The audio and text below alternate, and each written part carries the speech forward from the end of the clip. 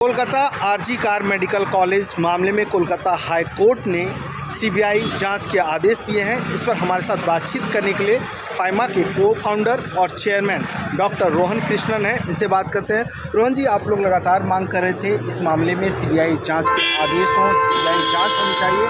अब Kolkata high court ने आदेश दे दिया है, सारे डॉक्यूमेंट सीबीआई को सौंपे जाएंगे, क्या कहेंगे?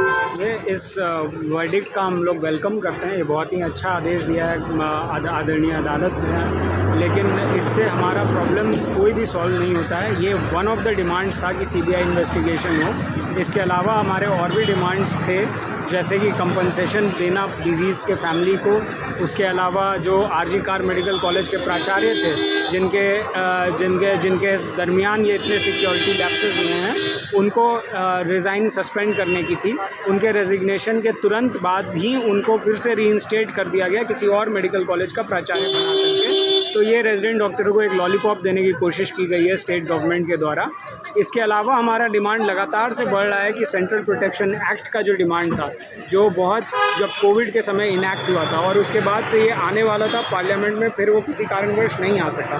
तो ऐसे में हमें फिर से इस बात को उजागर करना है और हमें केंद्र सरकार से पूर्णतया सपोर्ट चाहिए, समर्थन चाहिए इस बात के लिए कि सेंट्रल प्रोटेक्शन एक्ट को लाएंगी ये सरकार और ये रूल बनेगा। क्योंकि आए दिन हमारे ऊपर वायलेंस के जो इंसिडेंट्स हैं, स्पेशली गवर्नमेंट मेडिकल कॉलेजेस में, बढ़ते चले जा रहे हैं। ऐसे में फीमेल डॉक्टर्स नाइट ड्यूटी तक करने से मना कर रही हैं।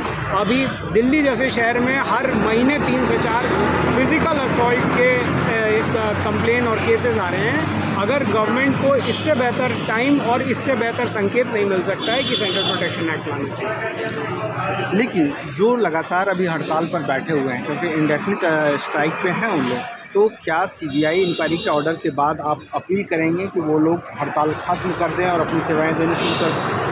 नहीं, जैसा कि मैंने कहा कि सीबीआई इंक्वायरी जो है वो एक डिमांड है। इसके अलावा जो डिमांड है वो है कि सेंट्रल प्रोटेक्शन एक्ट को लाया जाए। ये एक बहुत ही महत्वपूर्ण डिमांड है और जो प्रिंसिपल पे कोई ऐसा एक्शन नहीं हुआ है, कोई फास्ट ट्रैक मैनेजमेंट नहीं हुआ है। तो स्टेट गवर्नमेंट की, बंगाल गवर्नमेंट की इसमें तो बहुत ही एम्बैरेसिंग सिचुएशन हुई है उनके लिए कि एक महिला मुख्यमंत्री इसमें बड़े स्लो डाउन मोड में नज़र आई।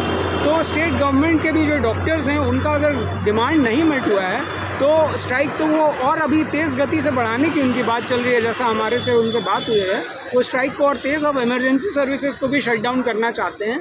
हालांकि फाइमा डॉक्टर्स एसोसिएशन ने इमरजेंसी सर्विसेज की कॉल अभी नहीं दी है। हम नहीं चाहेंगे कि एक भी व्यक्ति की जान खतरे में आए हमारे स्ट्राइक की वजह से।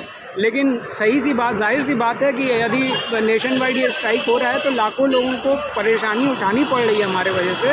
मैं ये बोलना चाहूँगा कि हम लोग खुद नहीं चाहते हैं कि ऐसा हो, लेकिन मजबूरन हमें ये कदम उठाना पड़ रहा है क्योंकि अभी तक केंद्र सरकार और राज्य सरकार अपने कानों में रुई डाली हुई है, हमारी बात उन तक पहुंच नहीं रही। देखिए, बिल्कुल कई दिन बीत चुके हैं और हड़ताल के भी 2 दिन बीत चुके हैं और कंटिन्यू तमाम मेडिकल कॉलेज हों, हॉस्पिटल हों, चाहे राज्य सरकार का हो या केंद्र सरकार का हो, लगातार हड़ताल जारी है।